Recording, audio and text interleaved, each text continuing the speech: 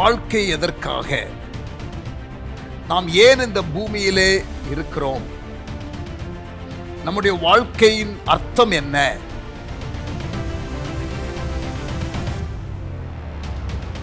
வாழ்க்கையின் அர்த்தத்தை அறிந்து வாழும் பொழுது வாழ்க்கை மிகவும் லகுவாகிவிடும். தேவையில்லாத காரியத்திலே நாம் சிக்கிக்கொள்ள மாட்டோம்.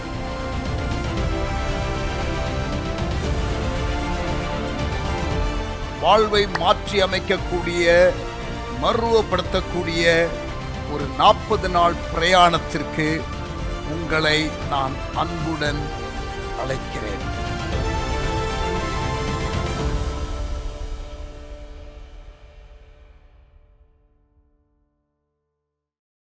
Praise the Lord. Welcome to day 20. 20வது அத்தியாயத்திற்கு உங்களை வரவேற்கின்றேன். இன்றைக்கு நாம் பார்க்க போகிற தலைப்பு restoring broken relationships. Restoring broken fellowship. உடைந்து போன உறவுகளை மறுபடியும் சேர்த்து வைத்தல், முறிந்து போன ஐக்கியத்தை புதுப்பித்தல். கடந்த 5 நாட்களாக 2வது நோக்கமாகிய ஐக்கியத்தை குறித்து நாம் தெளிவாக படித்து கொண்டு வருகிறோம்.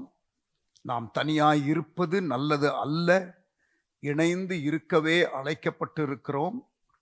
இந்த இணைந்து இருக்கிற வேளையில நாம் யாவரும் இன்னும் அந்த பூரணத்தை அடையாதவர்களாக இருக்கிறபடியினால we are bound to have conflicts.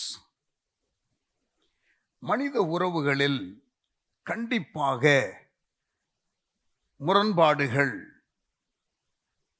சண்டைகள் வரக்கூடும். There will be conflicts in relationships. அது குடும்பத்திற்குள்ள உள்ள உறவாக இருந்தாலும், வேலை செய்கிற இடத்துல இருக்கிறதான காரியமாக இருந்தாலும், ஊழியத்தில் இருக்கிறவர்களாக இருந்தாலும், ஒரு பகுதியில் வாழுகிற அந்த ரெசிடென்ட் கூட நாம் இருக்கும் பொழுது, ஒரே கம்யூனிட்டியில், ஒரே ஒரு எல்லையில், ஒரே ஒரு நகர், ஒரு குடியிருப்பில் கான்ஃப்ளிக்ட் வருவது இயல்பு. என்றால் மனிதர்கள் சுயநலத்துடன் பொதுவாக இருக்கிறபடியினாலே அது நிச்சயமாக முரண்பாடு, சண்டையிலே வந்து முடிவதற்கு வாய்ப்புகள் உண்டு. அப்படி கான்ஃப்ளிக்ட் வரும் பொழுது, அப்படி உறவிலே நெரிசல்கள் வரும் பொழுது, உறவுகளிலே பிளவுகள் ஏற்படும் பொழுது நாம் என்ன செய்ய வேண்டும்? இது முக்கியம், நல்ல கவனிங்க. இது 2வது நோக்கம்.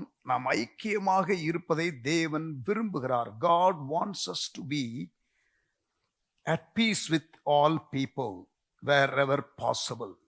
கூடுமானவரை யாவரோடும் சமாதானமாய் இருங்கள் என்று ஆண்டவர் சொல்லியிருக்கிறார். ஆகவே உறவுகள், உங்களுக்கும் இன்னொருவருக்கும் உள்ள ஒரு உறவு முறிவாக இருக்கலாம், அல்லது நீங்கள் அறிந்த 2 பேருக்கு ஒரு உறவு விரிசல் இருக்கலாம். அப்படிப்பட்ட நேரத்தில் நீங்கள் என்ன செய்யலாம்?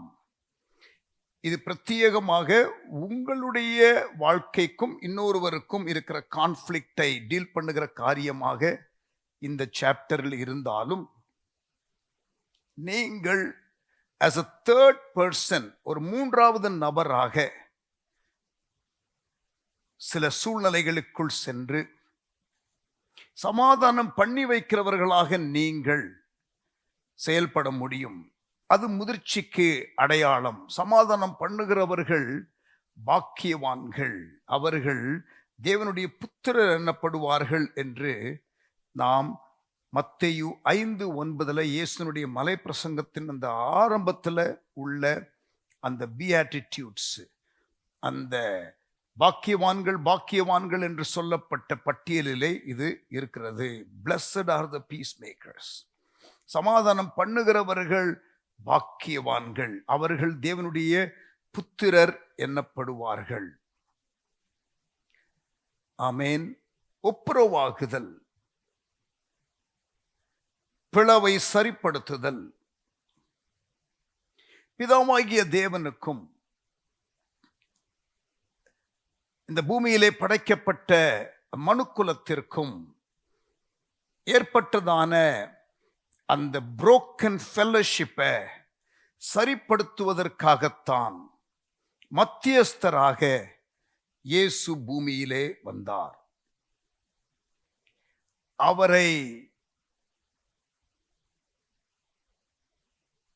நீங்கள் நன்றாக கவனித்து பார்த்தால் பிதாவாகிய தேவனையும் இந்த பாவியான மனிதனையும் ஒப்புரவாக்குவதற்கு அவர் எடுத்துக்கொண்ட பிரயாசங்களை நீங்கள் கவனிக்கலாம். சில நேரம் இந்த ஒப்புரவாகுதலின் சேவையில நாம் இறங்கும் பொழுது நமக்கு ரெண்டு சைட்ல இருந்தும் மிஸ் அண்டர்ஸ்டாண்டிங் வர வாய்ப்பு இருக்கிறது. It is not an easy task. Reconciling people who have had a conflict is not something that can be easily done. முறிந்து போன உறவை சரிப்படுத்துவது சீர்படுத்துவது என்பது ஒரு எளிதான காரியம் அல்ல. இயேசு மத்தியஸ்தராக இந்த பூமியிலே வருகிறார். இந்த ஒப்புரவாகுதலை கொண்டு வருவதற்காக அவர் எடுத்த பிரயாசத்துல சிலுவையில் அவர் உலகத்தின் மக்களின் பாவங்களை சுமந்து கொண்டு சிலுவையிலே இருக்கும் பொழுது பிதாவாகிய தேவன் தனது முகத்தை திருப்பிக் கொண்டார். என் தேவனே என் தேவனே ஏன் என்னை கைவிட்டீர் என்று இயேசு புலம்புகிற ஒரு வேளையை நாம் அறிந்திருக்கிறோம். யாரை தேவனோடு ரெக்கன்சைல் பண்ணுவதற்காக வந்தாரோ, யாரை தேவனோடு ஒப்புரவாக்க வந்தாரோ அவர்களும் அவரை சிலுவையிலே அடிக்கிறார்கள். அப்ப ரெக்கன்சைல் பண்ண எடுக்கிற எஃபர்ட்ல நமக்கு விலைக்கிரயம் செலுத்த வேண்டியதும் அவசியமாக இருக்கும். இது நீங்கள் அல்லாமல் வேறு ரெண்டு பேரை நீங்கள் இணைத்து வைப்பதற்கு as a third party போகும் பொழுது உள்ள காரியம். ஆனால் நேரடியாக நீங்களே இன்னொருவரோடு கூட உறவிலே விரிசலோடு நீங்கள் இருந்தால் அதை சரிப்படுத்துவது, ஒரு மூன்றாவது நபர் இல்லாமல் நீங்களே சரிப்படுத்துவது எப்படி? அதற்கு நீங்க என்ன எஃபர்ட் எடுக்கணும் என்கிற காரியங்களை நாம் பார்க்க போகிறோம். 2 கொரிந்தியர் 5ஆம் அதிகாரம் 18ஆம் வசனம். 2 Corinthians chapter 5 and verse 18. God has restored our relationship with him through Christ and has given us this ministry of restoring relationships. தேவன் கிறிஸ்துவின் மூலமாக நம்மை அவருடன் ஒப்புரவாக்கி இந்த ஒப்புரவாகுதலின் ஊழியத்தை நமக்கு கொடுத்திருக்கின்றார். God has reconciled us with himself through Jesus Christ, and he has now given us a ministry of reconciliation. ஒரு ஒப்புரவாகுதலின் ஊழியத்தை ஆண்டவர் கொடுத்திருக்கிறார் என்று பவுல் எழுதுகிறார்.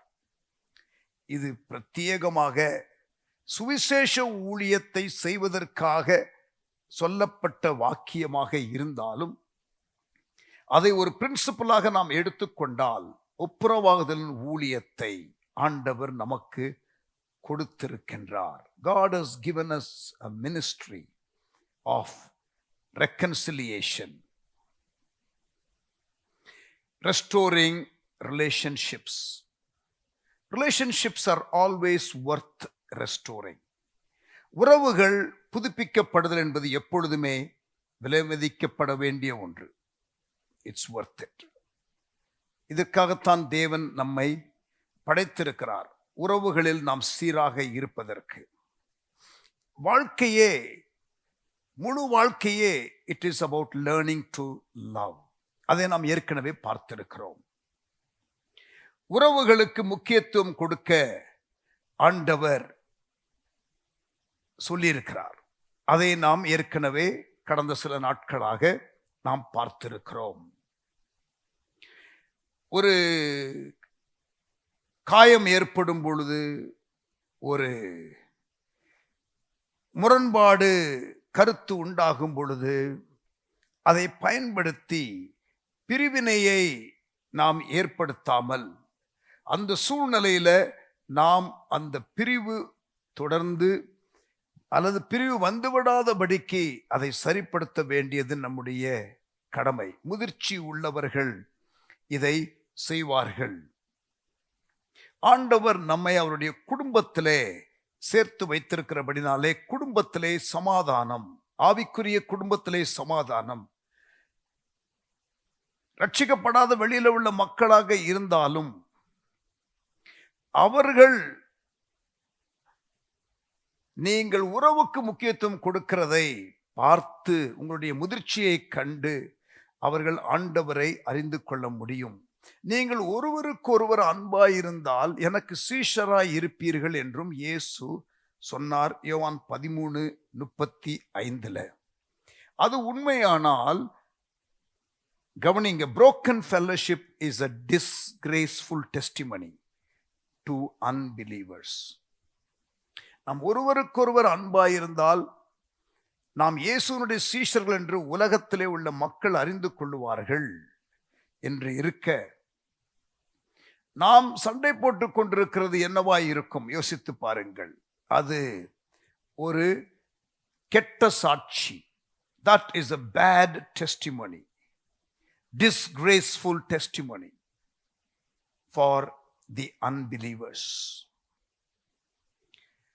நாம் பிறரை மேன்மையாக கருத வேண்டும், மற்றவர்களை நம்மை விட மேன்மையாக எண்ண வேண்டும், நாம் நம்மை விட்டு கொடுக்க வேண்டும். உரிமை குரல் எழுப்புகிறதை நாம் எப்பொழுதும் வைத்துக் கொள்ளக்கூடாது. உரிமைகளை பலிபீடத்திலே வைக்கிறதற்கு நாம் ஆயத்தமாக இருக்க வேண்டும். It is so easy to fight for our rights, but God wants us to put our rights in the altar. நம்முடைய உரிமைகளை பலிபீடத்திலே வைக்க தேவன் எதிர்பார்க்கிறார். பிலிப்பியர் 2 முதல் 2 வசனங்கள். ஆதலால் கிறிஸ்துவுக்குள் யாதொரு ஆறுதலும் அன்பினாலே யாதொரு தேறுதலும் ஆவியின் யாதொரு ஐக்கியமும் யாதொரு உருக்கமான பட்சமும் இரக்கங்களும் உண்டானால் நீங்கள் ஏக சிந்தையும் ஏக அன்புள்ளவர்களாய் இருந்து இசைந்த ஆத்துமாக்களாய் ஒன்றையே சிந்தித்து என் சந்தோஷத்தை நிறைவாக்குங்கள். பவுல் பிலிப்பியருக்கு எழுதும் பொழுது நீங்கள் ஐக்கியமாய் இருந்து என் சந்தோஷத்தை நிறைவாக்குங்கள் என்று சொல்லுகிறார். ஆண்டவரும் அவருடைய பிள்ளைகள் நாம் சமாதானமாக இருக்க வேண்டும், சந்தோஷமாக இருக்க வேண்டும், ஒருவரோடு ஒருவர் ஒப்புரவான நிலைமையிலே இருக்க வேண்டும் என்று ஆண்டவர் எதிர்பார்க்கிறார். God wants us as his children to be at peace with each other. எந்த பெற்றோருக்கு தன்னுடைய பிள்ளைகள் சண்டை போட்டு கொண்டிருந்தால் பிடிக்கும்? எந்த பெற்றோருக்கும் பிடிக்காது. அதே போல ஆண்டவருக்கும் அவருடைய பிள்ளைகளாகிய நாம் ஐக்கியமாய் இருக்கிறதை அவர் விரும்புகிறார். ரோமர் 15:5 நீங்கள் ஒருமனப்பட்டு நம்முடைய கர்த்தராகிய இயேசு கிறிஸ்துவின் பிதாவாகிய தேவனை ஒரே வாயினாலே மகிமைப்படுத்தும்படிக்கு என்று வாசிக்கிறோம். உறவுகள் முறிந்து போன நேரத்தில் என்ன செய்வது?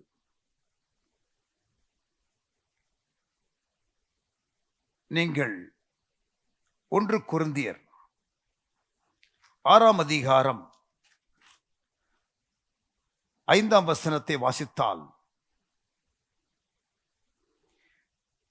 உங்களுக்கு வெட்கம் உண்டாகும்படி இதை சொல்லுகிறேன். பவுல் சொல்லுகிறார், கொரிந்து சபைக்கு எழுதும் பொழுது உங்களுக்கு வெட்கம் உண்டாகும்படி இதை சொல்லுகிறேன், சகோதரனுக்கும் சகோதரனுக்கும் உண்டான வழக்கை தீர்க்க இருக்கத்தக்க விவேகி ஒருவனாகிலும் உங்களுக்குள் இல்லையா? ஒரு புத்திசாலி உங்கள் நடுவுல இல்லையா? சகோதரனுக்கும் சகோதரனுக்கும் இருக்கிறதான வழக்கை தீர்க்கிறதற்கு உங்களுக்குள் ஒருவன் இல்லையா? ஒரு விவேகி இல்லையா என்று கேட்கிறார். நீங்கள் அதே அதிகாரத்துல 1 கொரிந்தியர் 1:10 வாசித்தால், சகோதரரே, நீங்கள் எல்லாரும் ஒரே காரியத்தை பேசவும் பிரிவினைகள் இல்லாமல் ஏகமனதும் ஏக யோசனையும் உள்ளவர்களாய் சீர்பொருந்தி இருக்கவும் வேண்டும் என்று நம்முடைய கர்த்தராகிய இயேசு கிறிஸ்துவின் நாமத்தினாலே உங்களுக்கு புத்தி சொல்லுகிறேன். கொரிந்து சபையிலே அங்கே பிளவுகள் இருந்தது, பிரிவினை இருந்தது. அங்கே நீங்கள் இப்படி இருக்கிறது சரியில்லை, நான் உங்களுக்கு புத்தி சொல்லுகிறேன், நீங்கள் என்ன பண்ணணும்? ஒரே காரியத்தை பேசவும் பிரிவினை இல்லாமல் ஏகமனதும் ஏக யோசனையும் உள்ளவர்களாய் சீர்பொருந்தி இருக்கவும் வேண்டும் என்று நம்முடைய கர்த்தராகிய இயேசு கிறிஸ்துவின் நாமத்தினாலே உங்களுக்கு புத்தி சொல்லுகிறேன். இன்றைக்கு சமாதானம் பண்ணுகிறவர்கள் அதிகம் இல்லை. Because it is hard work. Peace makers are rare because peace making is hard work. இங்க பாருங்க, சமாதானத்தை விரும்புகிறவர்கள் என்று இங்கே இல்லை. சமாதானமாக இருப்பவர்கள் பாக்கியவான்கள் என்றும் இல்லை. It doesn't read blessed are the peace lovers. It doesn't say blessed are the peaceful. It says in Matthew 5:9, blessed are those who work for peace. Blessed are the peacemakers. ஒப்புரவாகுதலை நீங்கள் எப்பொழுதும் ஒரு முக்கியமான ஒரு பணியாக எடுத்துக்கொள்ளுங்கள். சண்டை நடக்கிற இடத்துல நீங்கள் போனால் அங்கே சமாதானம் உண்டாகத்தக்கதாக அப்படிப்பட்ட ஒரு கிருபையை, விவேகத்தை, ஞானத்தை தேவன் உங்களுக்கு தந்தருள்வாராக. கடந்த ஒரு 7-8 ஆண்டுகளாக தமிழ்நாட்டிலே குறிப்பாக மூத்த ஊழியர்கள் நடுவில் சமாதானத்தை, அவர்களுக்குள்ள ஒப்புரவாகுதலை, அந்த பிளவை சரிப்படுத்துவதற்கு பல முயற்சிகளை எடுத்து வெற்றியை கண்டிருக்கிறோம். ஆண்டவர் நாமம் மகிமைப்படுவதாக. We have successfully initiated and have seen results where senior leaders in the Tamil body of Christ in Tamil Nadu who had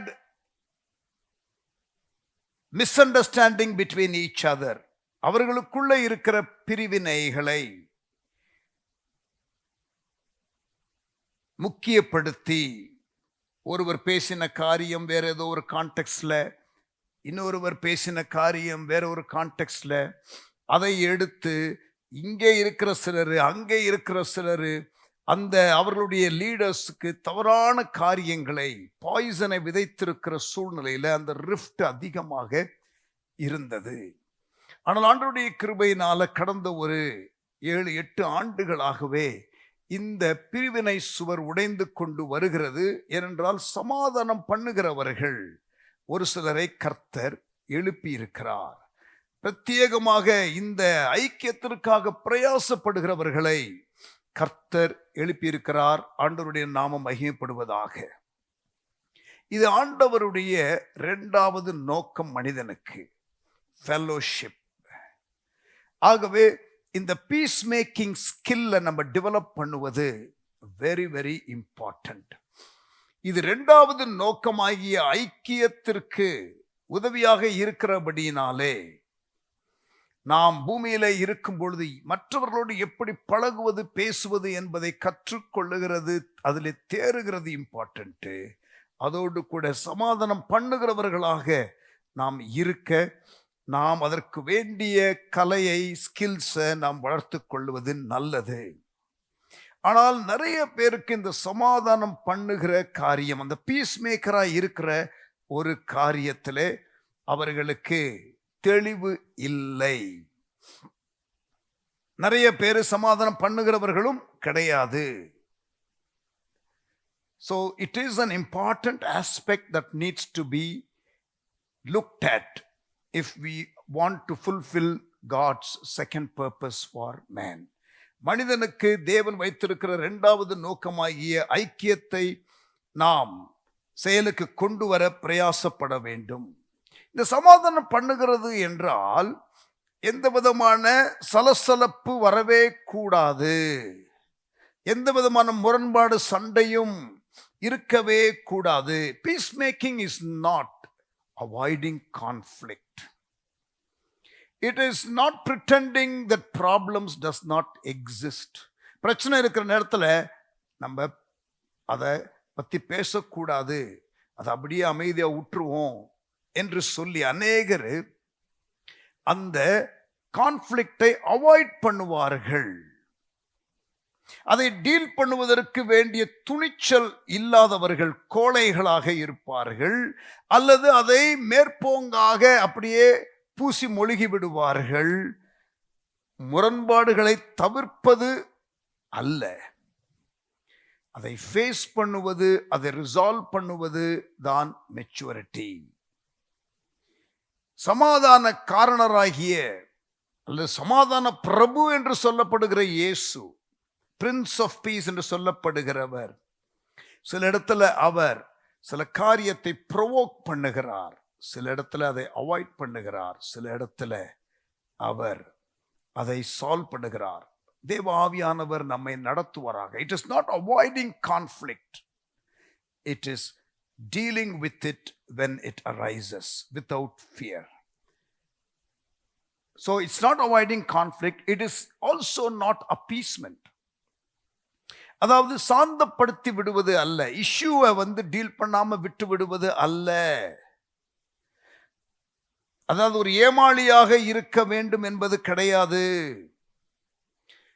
நம்ம போட்டு கீழே மிதிச்சிட்டு போகிற ஒரு டோர் மேட் மாதிரி இருக்கணும் என்பது கிடையாது.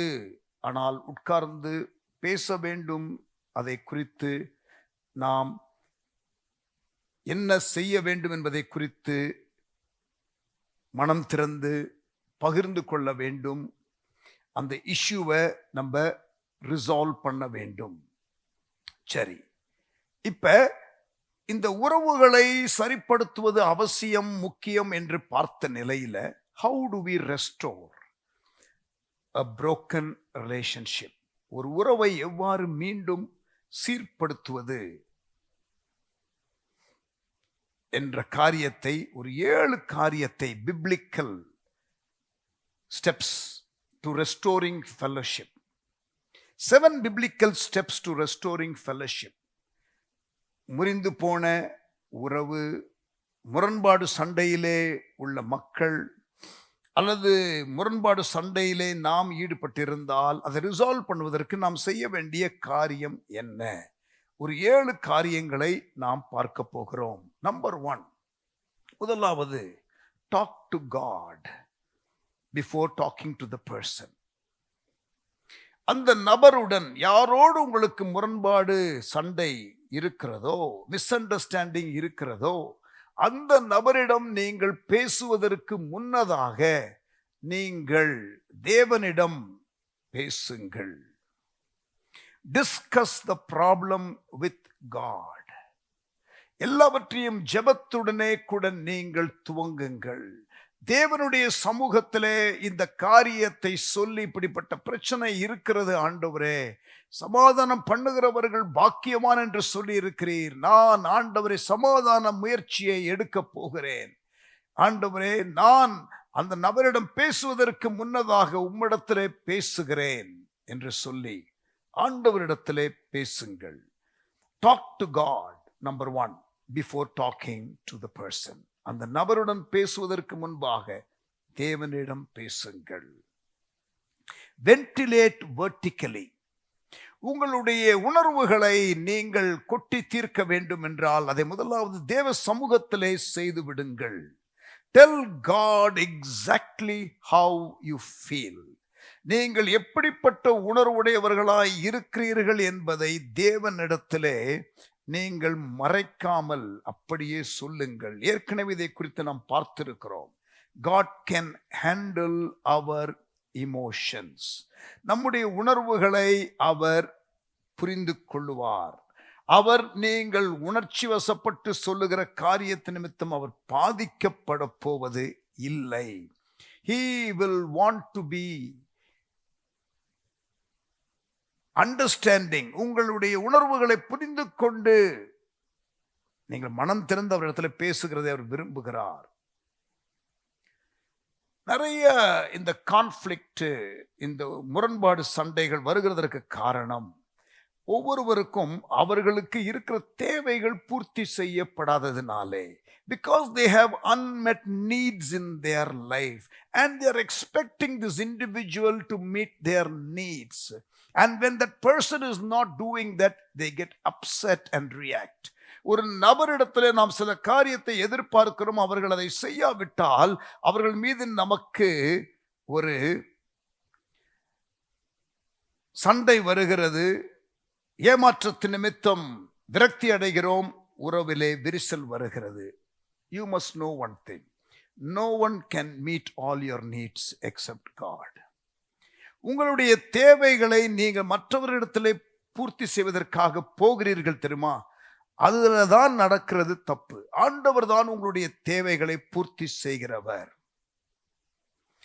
Take it to the Lord in prayer. எல்லாவற்றையும் தேவனிடத்திலே நீங்கள் ஜெபத்திலே கொண்டு போங்கள். யாக்கோபு 4 அதிகாரம் முதல் 2 வசனங்கள். James chapter 4 verse 1 and 2. உங்களுக்குள்ளே யுத்தங்களும் சண்டைகளும் எதனாலே வருகிறது? உங்கள் அவயவங்களில் போர் செய்கிற இச்சைகளினால் அல்லவா? நீங்கள் இச்சித்தும் உங்களுக்கு கிடைக்கவில்லை. நீங்கள் கொலை செய்தும் பொறாமை உள்ளவர்களாய் இருந்தும் அடையக்கூடாமற் போகிறீர்கள்.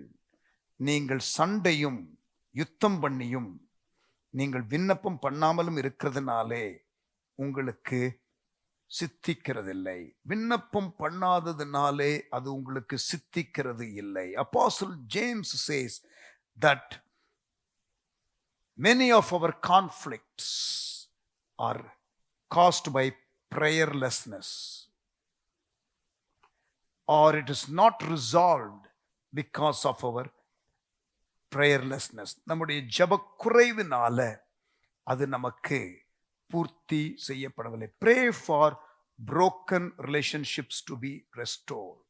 உங்கள் வாழ்க்கையில இருக்கிற அந்த முறிந்து போன உறவுகளை தேவ சமூகத்திலே கொண்டு போங்கள். ஆண்டவரே, இந்த நபரோடு என்னால் பேச முடியவில்லை.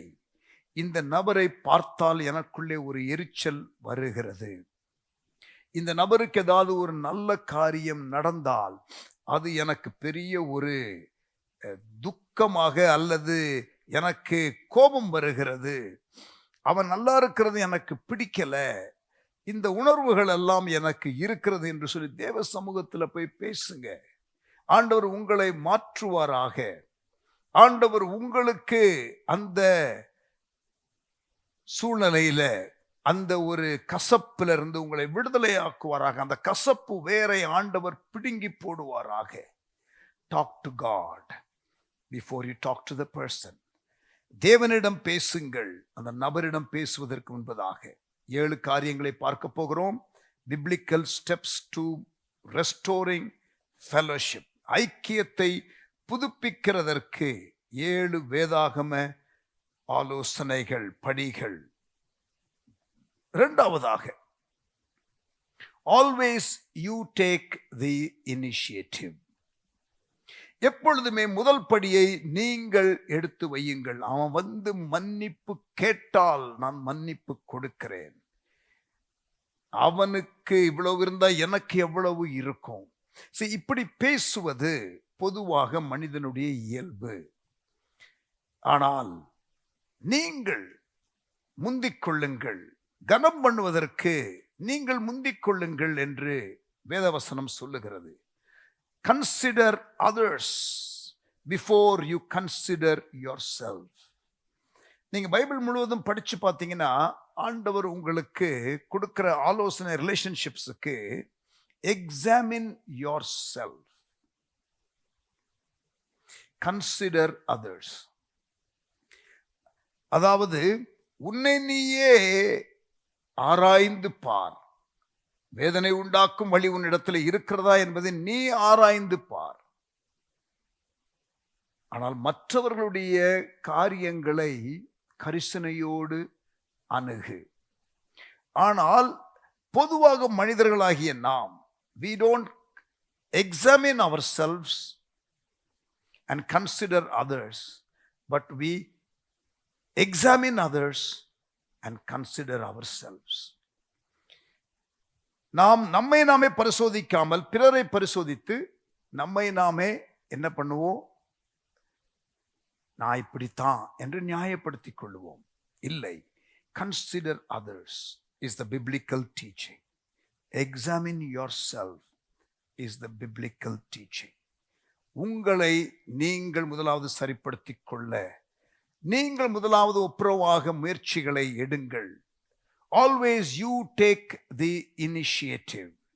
நீங்கள் முதிர்ச்சி உள்ளவர்கள் தான் இந்த காரியத்தை செய்ய முடியும். It doesn't matter whether you are the offender or the offended. பாதிக்கப்பட்ட ஆளா நீங்க இருந்தாலும், நீங்கள் தான் பாதித்தவராக இருந்தாலும், அவர்களை நீங்கள் முதலாவது போங்கள் என்றுதான் வேதம் சொல்லுகிறது. God expects you to take the first move. முறிந்து போன உறவு சரிப்படுத்தப்படுவது ரொம்ப ரொம்ப முக்கியம். ஆராதனை என்பதை விட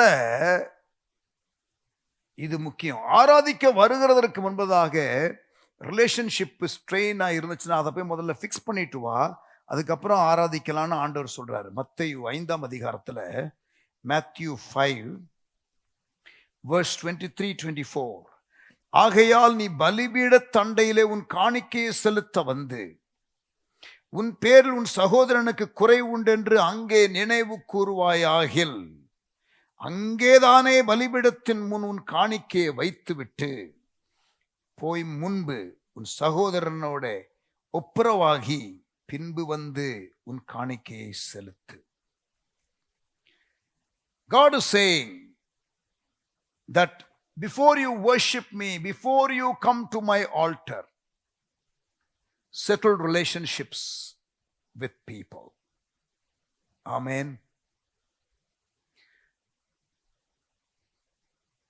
உறவு சீரழிந்து கிடக்கும் பொழுது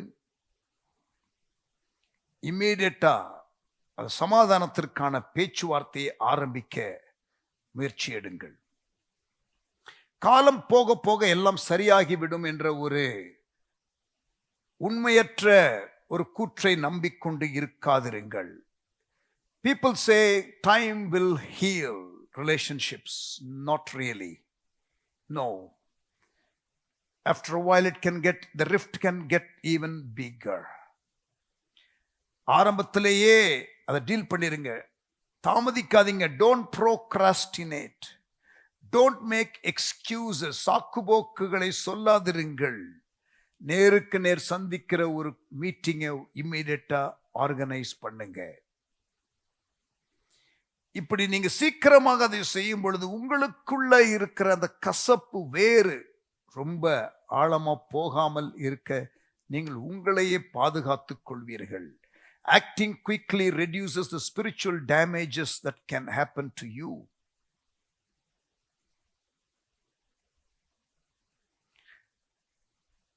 பாவம், முறிந்து போன உறவு ஆகிய காரியங்கள் தேவனோடு நமக்கு இருக்கிற உறவையும் பாதிக்கும் என்று வேதம் சொல்லுகிறது. நம்முடைய ஜெபங்கள் கேட்கப்படாது, நம்முடைய காணிக்கை ஏற்றுக்கொள்ளப்படாது என்று ஆண்டவர் சொல்லுகிறார். மத்தேயு 5:23-24 உங்கள் காணிக்கையை நீங்க போடுறதுக்கு முன்னால போய் செட்டில் பண்ணிட்டு வந்து காணிக்கையை போடுன்னு சொல்றாரு. மத்தேயு 5:23-24 நீதிமொழிகள் 28:9 நீங்கள் வாசிக்கலாம். 1 பேதுரு 3:7 வாருங்கள். இப்பொழுது 1 பேதுரு 3ஆம் அதிகாரம் 7ஆம் வசனம். 1 Peter chapter 3 and verse 7.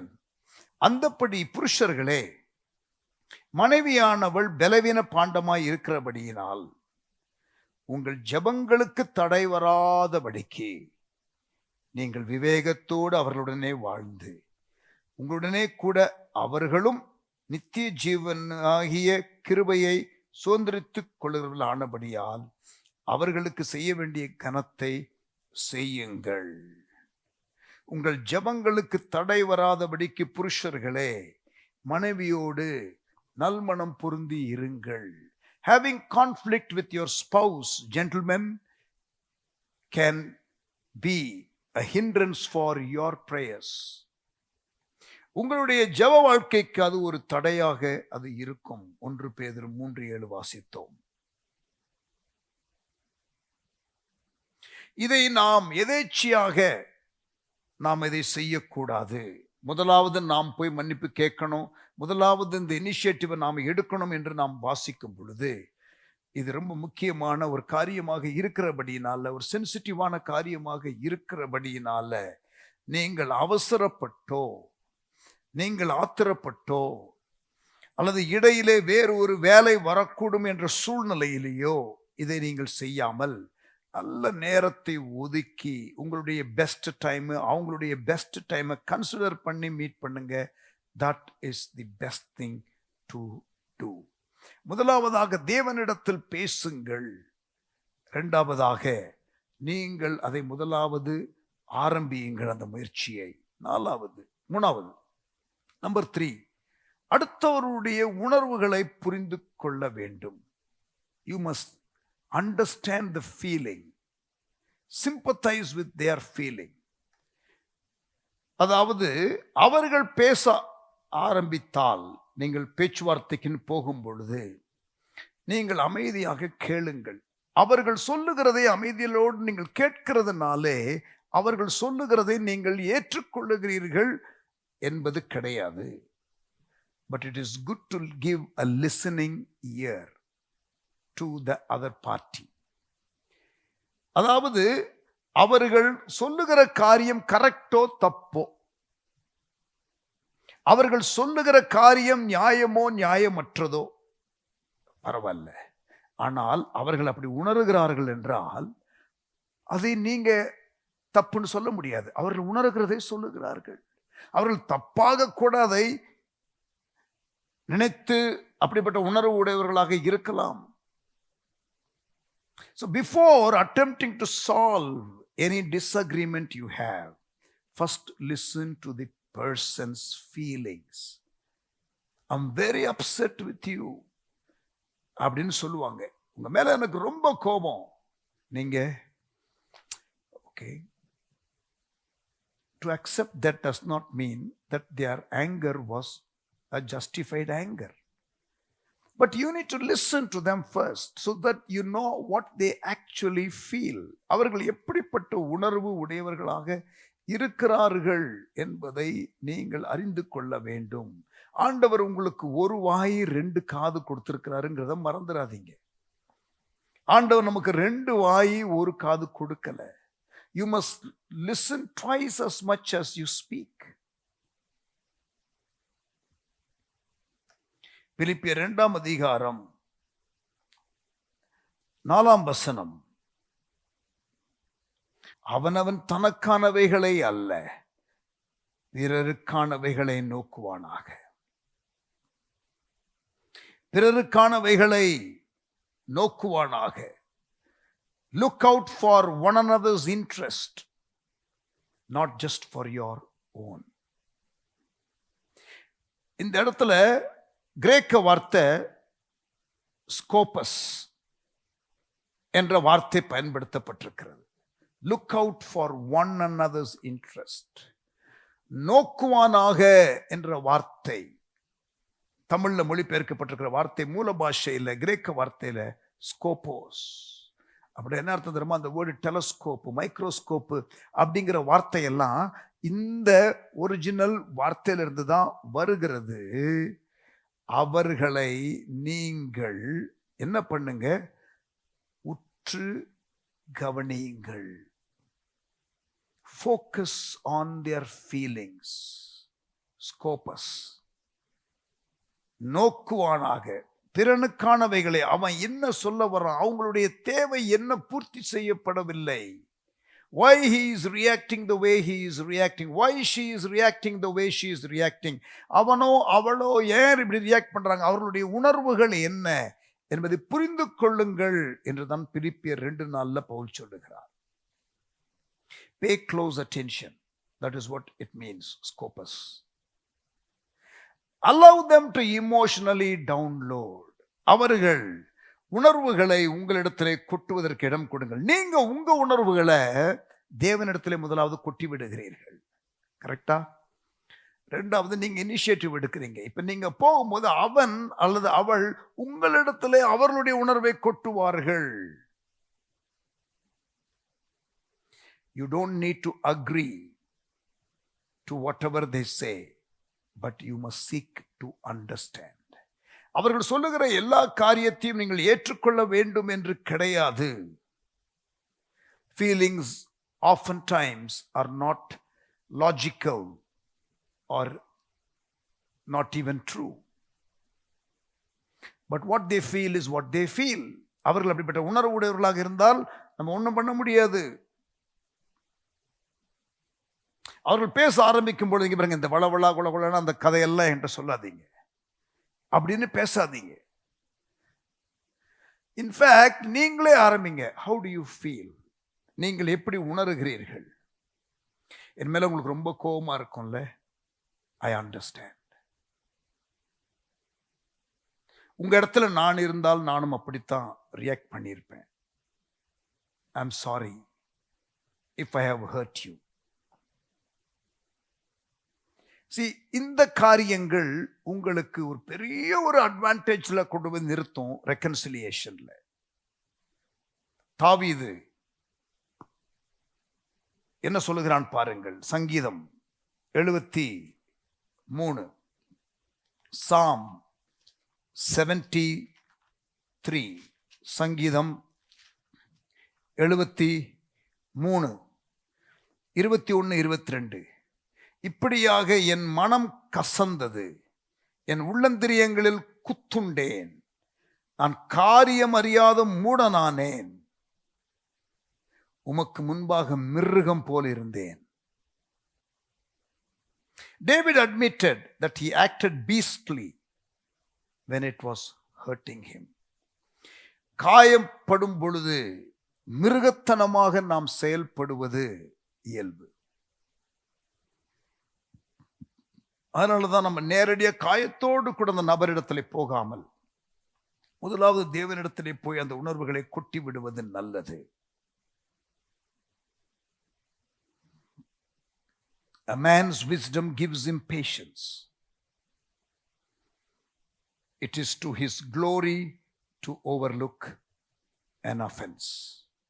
நீதிமொழிகள் 19:11. மனுஷனுடைய விவேகம் அவன் கோபத்தை அடக்கும், குற்றத்தை மன்னிப்பது அவனுக்கு மகிமை. நீங்க குற்றத்தை மன்னிக்கிறவர்களாக இருந்தால் அது glorious.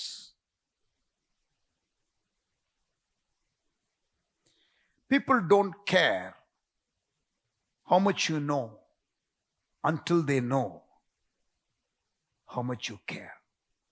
I repeat, people don't care how much you know until they know how much you care. உங்களுக்கு எவ்வளவு காரியங்கள் தெரியும் என்பதை குறித்து மக்களுக்கு அக்கறை இல்லை. நீங்கள் எந்த அளவுக்கு அக்கறையாக இருக்கிறீர்கள் என்பதை தெரிந்து கொள்ளுகிற வரை.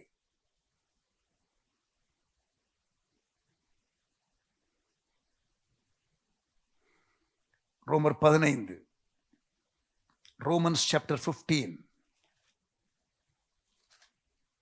verses 1 to 3. ரோமர் 15, 1-3. அன்றியும் பலமுள்ளவர்களாகிய நாம் நமக்கே பிரியமாய் நடவாமல் பலவீனருடைய பலவீனங்களை தாங்க வேண்டும். You first become strong by going to the presence of God. நீங்கள் ஒரு பலமுள்ளவனாக போங்கள், ரெக்கன்சிலியேஷனுக்கு. பலவீன இடத்துல போங்கள், ஒப்புரவாகுதலுக்கு. அன்றியும் பலமுள்ளவர்களாகிய நாம் நமக்கே பிரியமாய் நடவாமல் பலவீனருடைய பலவீனங்களை தாங்க வேண்டும். நம்மில் ஒவ்வொருவனும் பிறனுடைய பக்தி விருத்திக்கு ஏதுவாக நன்மை உண்டாகும்படி அவனுக்கு பிரியமாக நடக்க வேண்டும். கிறிஸ்து தமக்கே பிரியமாய் நடவாமல் உம்மை நிந்திக்கிறவர்களுடைய நிந்தைகள் என் மேல் விழுந்தது என்று எழுதியிருக்கிறபடி செய்தார். ஆமென். மூன்றாவது, அவருடைய உணர்வுகளை புரிந்து கொள்ளுங்கள். நாலாவது, number 4, confess your part of the conflict. முரண்பாட்டில் உங்கள் பங்கை அறிக்கையிடுங்கள். அதாவது அவனுடைய தப்பு என்னை விட பெரிதாக இருந்தாலும், நானும் இதிலே ஒரு சின்ன தப்பு செய்து இருந்தால், யார் பெரிய தப்பு செய்திருக்கிறார்கள் என்பதை நாம் யோசிக்காமல், நானும் ஒப்புரவாகுதலை விரும்புகிறேன், நான் தேவனிடத்திலே பேசிவிட்டேன், நான் இந்த முதல் படியை எடுத்து வைக்கிறேன், அந்த நபருடைய உணர்வை நான் புரிந்து கொள்ளுகிறேன், இப்பொழுது நான் என்னுடைய தவறை, என் பகுதி சின்ன தவறாக இருந்தாலும் அதற்கு நான் மன்னிப்பு கேட்க போகிறேன். If you are serious about restoring a relationship, you should begin with admitting your own mistakes or sin to start with. உன் கண்ணிலே இருக்கிறதான என்ன பண்ணு, ஆண்டவர் சொன்னார்ல, இயேசு மலை பிரசங்கத்துல, மத்தேயு 7ஆம் அதிகாரம் 5ஆம் வசனம், மாயக்காரனே, முன்பு உன் கண்ணில் இருக்கிற உத்திரத்தை எடுத்து போடு, பின்பு உன் சகோதரன் கண்ணில் இருக்கிற துரும்பை எடுத்து போட வகை பார்ப்பாய். First get rid of the log from your own eye. Blind spot என்று சொல்வார்கள் ஆங்கிலத்தில். அப்படின்னா மற்றவர்களுக்கு தெரியும் உங்கள் மேல இருக்கிறதான குறைகள், ஆனா உங்களுக்கு அது தெரியாது. இது நம்ம எல்லாருக்கும் இருக்கும், யாராவது சொன்னாதான் நமக்கு தெரியும். ஆகவே சம்டைம்ஸ் என்ன பண்ணணும், இப்படிப்பட்ட ஒரு பஞ்சாயத்து வரும் பொழுது நீங்க முதலாவது ஒரு 3வது நபரை, அதாவது உங்களுக்கும் இன்னொருத்தருக்கு ஒரு முரண்பாடு சண்டை, நீங்கள் அதை ஒப்புரவாகுதலுக்கு போகிறதற்கு முன்னதாக நீங்கள் ஒரு நியூட்ரல் பர்சன் கிட்ட நடுநிலையாக பேசக்கூடிய ஒரு இடத்துல போயிட்டு இந்த காரியங்களை சொல்லி, நான் செய்கிற காரியம் சரியா சொல்லுங்கள் என்று கேட்கிறது நல்லது. ஏனென்றால் பிளைண்ட் ஸ்பாட்ஸ், நமக்கு பக்கத்தில் இருக்கிற காரியம் நமக்கு தெரியாது, மறைந்திருக்கும், நம்முடைய அந்த கண்களை ஏறிட்டு பார்க்க முடியாது. It's too close to as.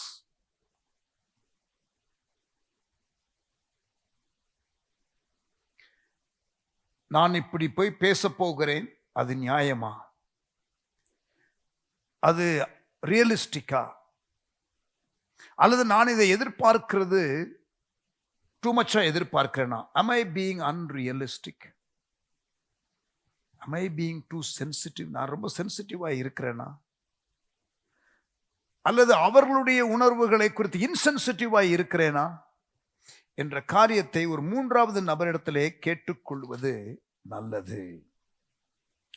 1 யோவான் 1:8 சொல்லுகிறது, 1 John 1:8 says, நமக்கு பாவம் இல்லை என்போமானால் நம்மை நாமே வஞ்சிக்கிறவர்களாய் இருப்போம், சத்தியம் நமக்குள் இராது. If we say we do not have sin, we are deceiving ourselves and the truth will not be in us.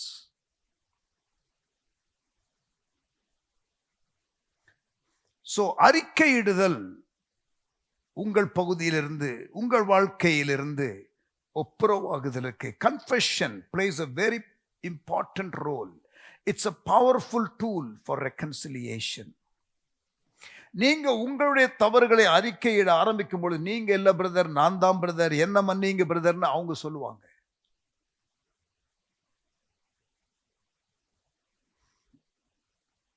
எப்படி செய்ய வேண்டும் என்று தெரியாமல் செய்ய ஆரம்பித்தால், சம்டைம்ஸ் இந்த ரெசல்யூஷனுக்காக போகும் பொழுது, இந்த ரெக்கன்சிலியேஷனுக்காக போகும் பொழுது சம்டைம்ஸ் பிரச்சனை பெருசாயிரும்.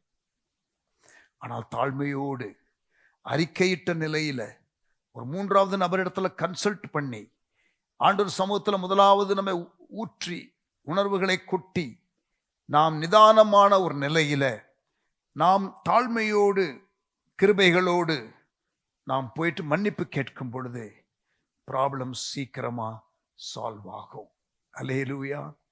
Relationships are important. அது ஆண்டவர் நமக்கு கொடுத்த இரண்டாவது நோக்கம், ஃபெல்லோஷிப், ஒன்றாக இணைந்து வாழுவது. ஐந்தாவதாக number 5, attack the problem not the person. நபர்களை அல்ல, பிரச்சனையை தாக்குங்கள். நீ எப்பயுமே இப்படித்தான் என்று சொல்லாதீங்க. நீ செய்கிற இந்த காரியம் எனக்கு காயத்தை ஏற்படுத்தியது என்று சொல்லுங்கள். அது ஈஸி. நீ என்ன காயப்படுத்தின, நீ எப்பயுமே இப்படித்தான் பண்ணுவ, உனக்கு தான் என்ன பிடிக்காதே. See, you're getting personal. No. அவங்கள பார்த்து நீங்க சொல்லலாம், brother, I like you, I love you, but sometimes when you do this, it does hurt me. I just want to tell you that it is very painful when I hear you say those things. நீ இந்த காரியங்களை சொல்லும் பொழுது எனக்கு மிகவும் காயம் ஏற்படுகிறது. நீ ஒருவேளை என்னை காயப்படுத்த வேண்டும் என்று நினையாமல் கூட இருந்திருக்கலாம். ஆனால் நீ சொன்ன காரியம் என்னை காயப்படுத்துகிறது. நான் வேறு யாரிடத்திலும் போய் சொல்லுவதற்கு முன்பதாக உன்னிடத்திலே சொல்ல வேண்டும் என்று விரும்பினேன். இப்படி பேசி பாருங்க. You cannot fix the problem if you are consumed with fixing the blame. அதாவது அவங்களை தாக்கணும், நீ தான் தப்பு, நீ தான் குற்றவாளி என்பதை ப்ரூவ் பண்ணணுங்கிற காரியத்தில் போனீங்கன்னா குற்றத்தை யார் மீது சுமத்தலாம் என்ற நோக்கம் அல்ல. பிரச்சனையை தீர்ப்பதற்கு வேண்டிய பரிகாரத்தை தேட வேண்டும்.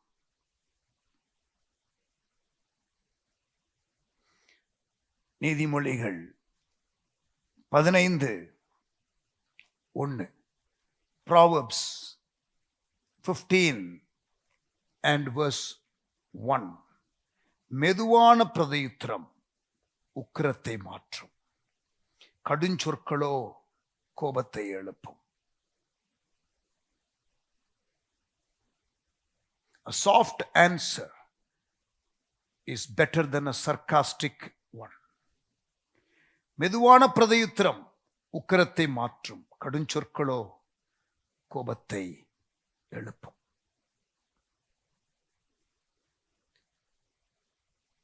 Don't be abrasive, be persuasive. நீங்கள் ஒரு திட்டின கத்தியோடு போய் நிற்காதீங்க. சாந்த குணத்தோடு போங்கள்.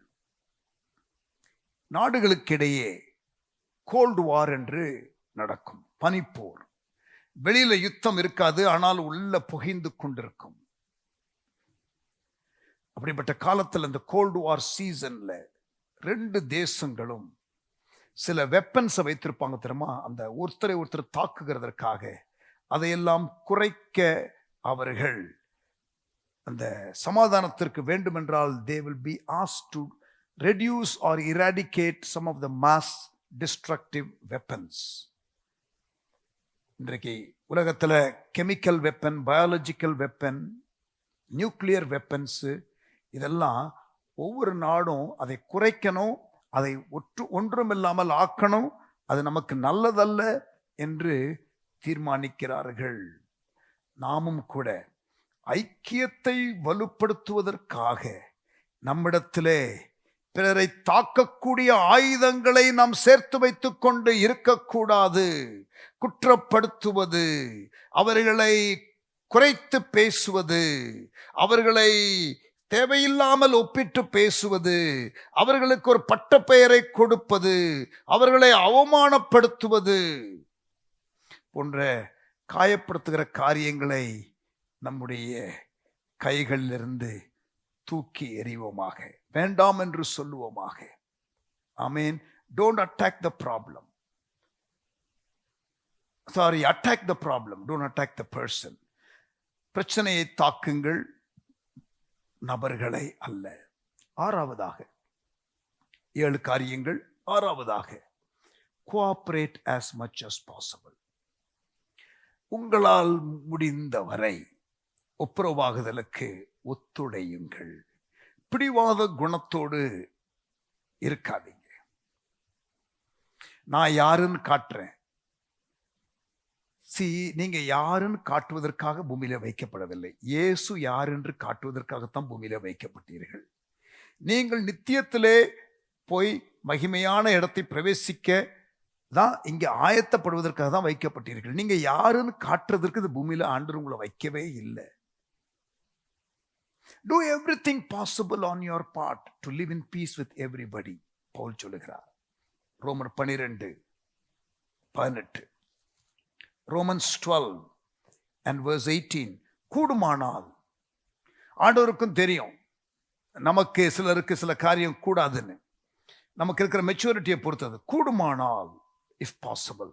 I'm glad God used that phrase because God knows us. கூடுமானால் உங்களால் ஆன மட்டும். உங்களால் ஆன மட்டும் அப்படின்னா நீங்க எந்த அளவுக்கு முதிர்ச்சி அடைந்திருக்கலாம் அதை பொறுத்து. எல்லா மனுஷரோடும் சமாதானமாய் இருக்க என்ன பண்ணுங்க? பிரயாசப்படுங்க. Do everything possible on your part to live in peace with everybody. But peace always has a high price tag. It costs our pride.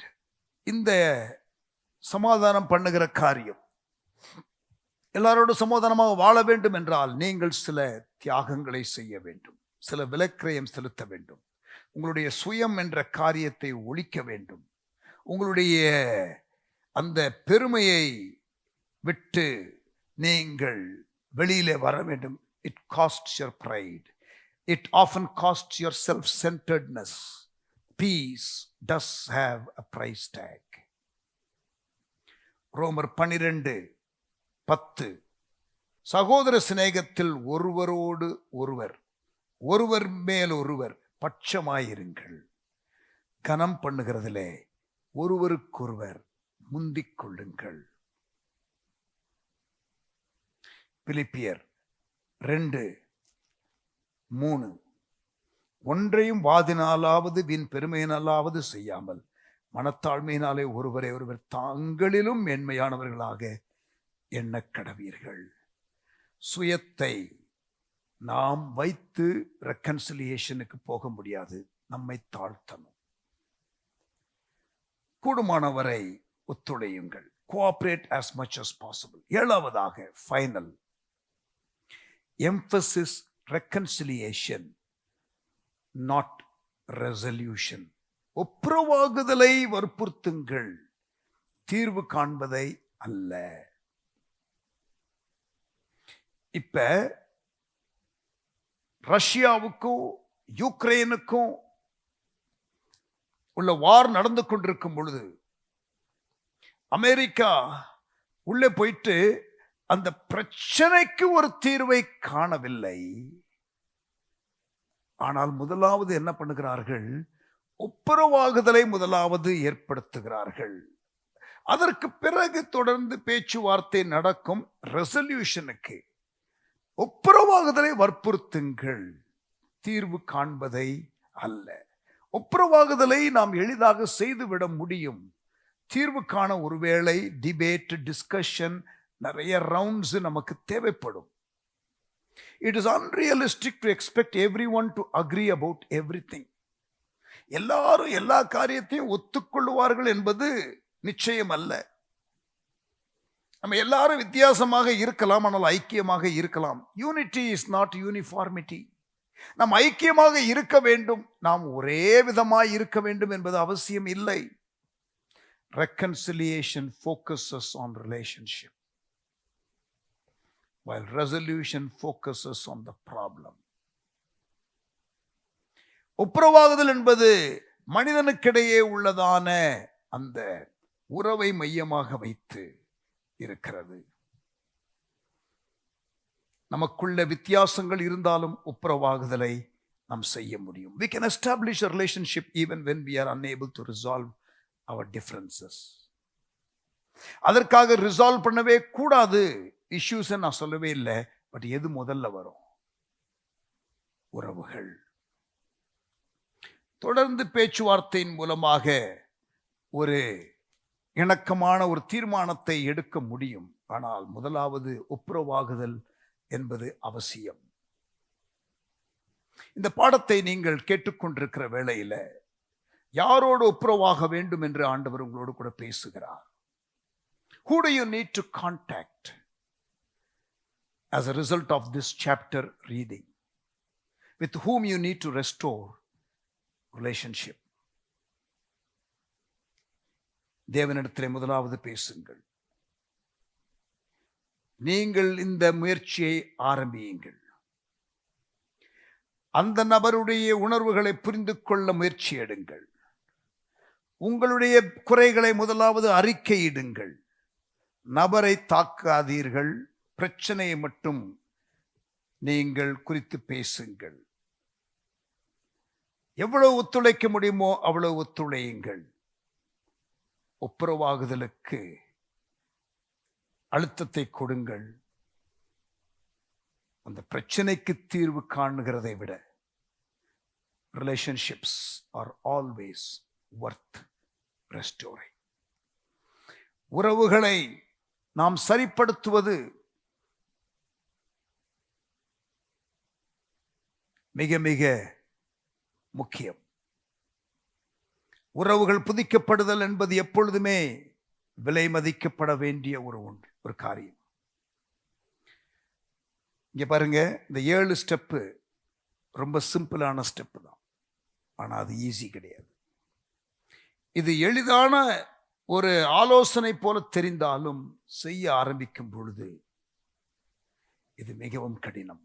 It takes a lot of effort to restore relationship. அதனால தான் பேதுரு 1 பேதுரு 3:11 இப்படியாக சொல்லுகிறார்.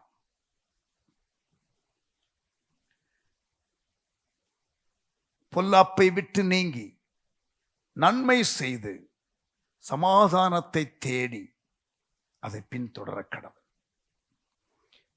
ஆங்கில பைபிளில் work hard at living in peace with others. இது கடினம்தான், ஆனால் அவசியமான ஒன்று. 6 நாட்களை முடித்திருக்கிறோம் 2வது நோக்கத்தில். 7வது நமக்கு இறுதியான ஒரு காரியம், நம்முடைய சபையின் ஐக்கியத்தை பாதுகாப்பது எப்படி? How do we protect unity in our church என்ற காரியத்தை நாளைய தினத்தில் நாம் பார்க்கலாம். கர்த்தர் இன்றைக்கு நம்மை ஆசீர்வதித்தார். உங்களுடைய உறவுகள் சீர்படுவதாக. பல ஆண்டுகள் பேசாத நபர்களோடு கூட பேசுவதற்கு ஸ்டெப்ஸ் எடுங்க. கர்த்தர் அதில் பிரியப்படுவார். உறவுகள் முக்கியம். ஆமேன். உங்களுடைய பணம், பதவி, உங்களுடைய பெயர், புகழ் எல்லாவற்றை விட உங்கள் ரிலேஷன்ஷிப்ஸ் ரொம்ப இம்பார்ட்டன்ட் ஆண்டவருக்கு. ஆமேன்.